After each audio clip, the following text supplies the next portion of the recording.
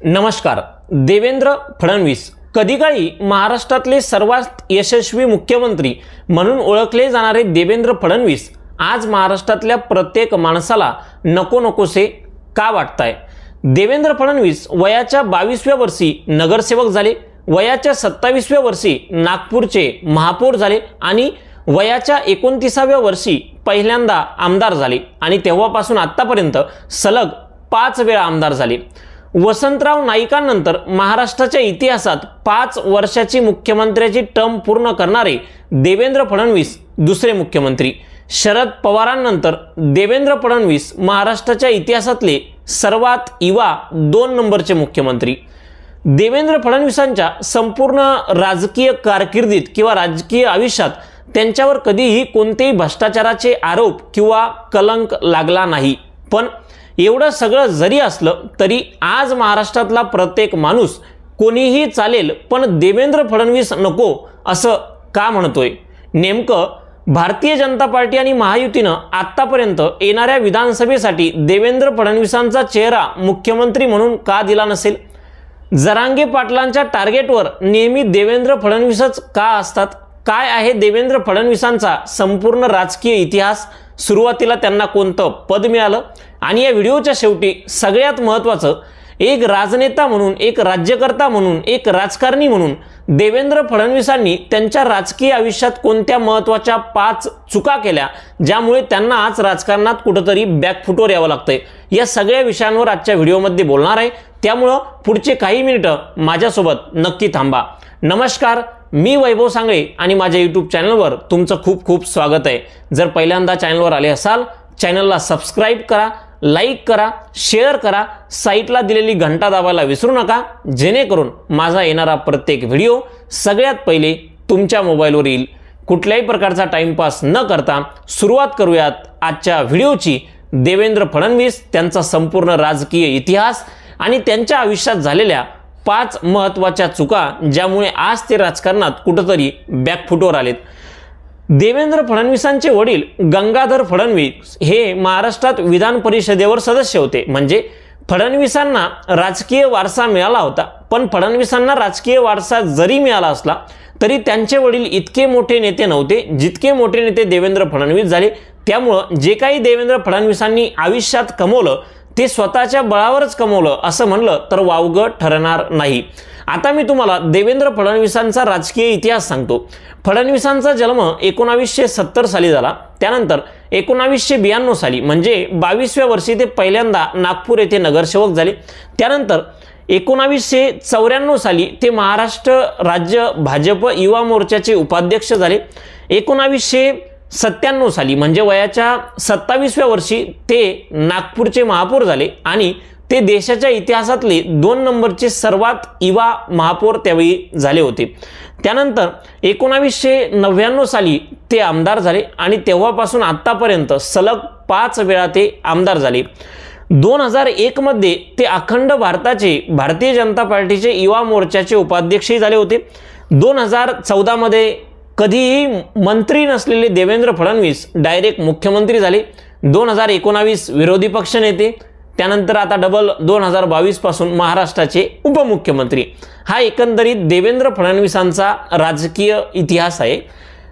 लोकसभेत झालेला दारुण पराभव असेल त्यामुळे आणि जरांगे पाटलांच्या नेहमी टार्गेटवर देवेंद्र फडणवीस असणं, आता नेमकं येणाऱ्या विधानसभा निवडणुकीत देवेंद्र फडणवीस मराठा समाज, ओबीसी समाज आणि जरांगे पाटलांची मनधरणी करू शकतील का, हा सगळ्यात मोठा प्रश्न आहे.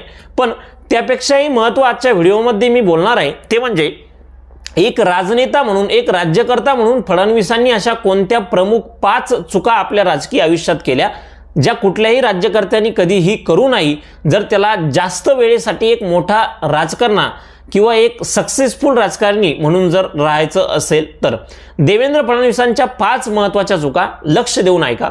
देवेंद्र फडणवीसांनी आपल्या राजकीय आयुष्यात केलेली सगळ्यात महत्त्वाची चूक 2014 ते 19 मध्ये त्यांनी जे काही नेते त्यांच्या स्पर्धेत भारतीय जनता पार्टीत होते त्यांचं राजकीय खच्चीकरण केलं. त्यामध्ये प्रामुख्यानं पंकजा मुंडे, एकनाथ खडसे आणि विनोद तावडे यांचं नाव घेतलं जातं।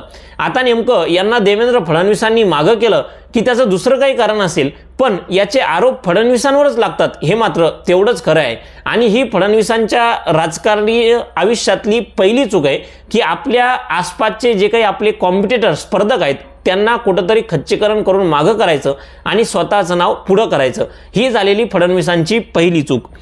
फडणवीसांनी आपल्या राजकीय आयुष्यात केलेली दुसरी चूक म्हणजे 2014 ते 2019 मध्ये शिवसेनेला महत्त्व दिलं नाही, शिवसेनेला चांगले खाते दिले नाही आणि 2019च्या निवडणुकीत समोर लढायला पैलवानच नाही असं वारंवार फडणवीस म्हणायचे। मी पुन्हा येईन हे काही फडणवीसांचे शब्द आहेत। म्हणजे अति आत्मविश्वास कुठंतरी फडणवीसांना नडला आणि 2019च्या निवडणुकीनंतर फडणवीसांना जवळजवळ 2.5 वर्ष विरोधी पक्षात बसावं लागलं। त्यानंतर फडणवीसांची तिसरी महत्त्वाची चूक त्यांच्या राजकीय आयुष्यात झालेली ती म्हणजे 2019 मध्ये अजित पवारांसोबत घेतलेला पहाटेचा शपथविधी। आता जेव्हा उद्धव ठाकरेंनी महायुती सोडून महाविकास आघाडीसोबत जाण्याचं ठरवलं तेव्हा उद्धव ठाकरेच दोषी असतील असं महाराष्ट्रातल्या प्रत्येक माणसाला वाटायचं। पण जेव्हा देवेंद्र फडणवीसांनी सकाळी मुख्यमंत्री पदाची शपथ घेतली 5 वाजता अजित पवारांसोबत, तेव्हा उद्धव ठाकरे बरोबर आहेत, फडणवीसच कुठेतरी चुकीचे आहेत असं महाराष्ट्राच्या जनतेच्या मनात कुठेतरी बिंबवलं गेलं आणि त्यामुळे फडणवीसांच्या राजकीय प्रतिमेला कुठेतरी काळीमा फासला। फडणवीसांची चौथी चूकही अजित पवारांच्या संबंधितच आहे। चौथी चूक म्हणजे 2022 साली अजित पवारांना आणि राष्ट्रवादीला म्हणजे तुटलेल्या राष्ट्रवादीला महायुतीत घेणं। जेव्हा एकनाथ शिंदेंनी शिवसेना तोडली आणि ते फडणवीसांसोबत आले आणि सरकार बनवलं तेव्हा जो तो एकनाथ शिंदेना आणि त्यांच्यासोबत आलेल्या 40 आमदारांना गद्दार म्हणायचा। पण जेव्हा हे सगळं अजित पवारांच्या बाबतीतही घडलं तेव्हा लोकांना असं वाटलं की यात चुकी शिंदेंचीही नाही, अजित पवारांची नाही, या सगळ्यांना जर कोणी फोडलं असेल तर ते देवेंद्र फडणवीसांनी फोडलं।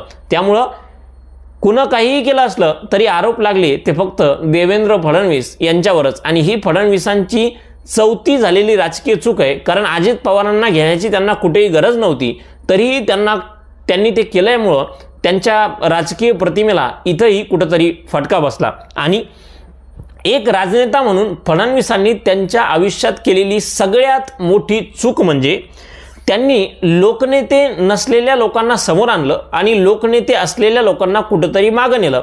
त्यामुळं अनेक लोक मोठे झाले जे फडणवीसच्या जवळचे होते, पण ते लोकनेते नसल्यामुळे जो जनाधार भारतीय जनता पार्टीला मिळायला पाहिजे किंवा संकटाच्या काळात जे लोक जनतेत जाऊन मतदान मागतील असे लोक फडणवीसांनी कुठेतरी दूर केल्यामुळं फडणवीसांना आणि भारतीय जनता पार्टीला मागच्या लोकसभेच्या निवडणुकीत त्याचा जोरदार फटका बसला।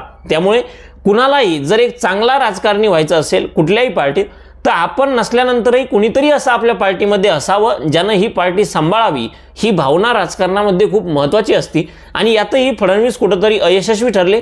मी नाही तर कोण अशी परिस्थिती फडणवीसांनी भारतीय जनता पार्टीत निर्माण केली आणि त्याचाच फटका आज भारतीय जनता पार्टीला मोठ्या ताकदीनं बसतोय। नेमकं या संपूर्ण प्रकरणात तुम्हाला काय वाटतं? फडणवीसांच्या काय काय चुका झाल्या?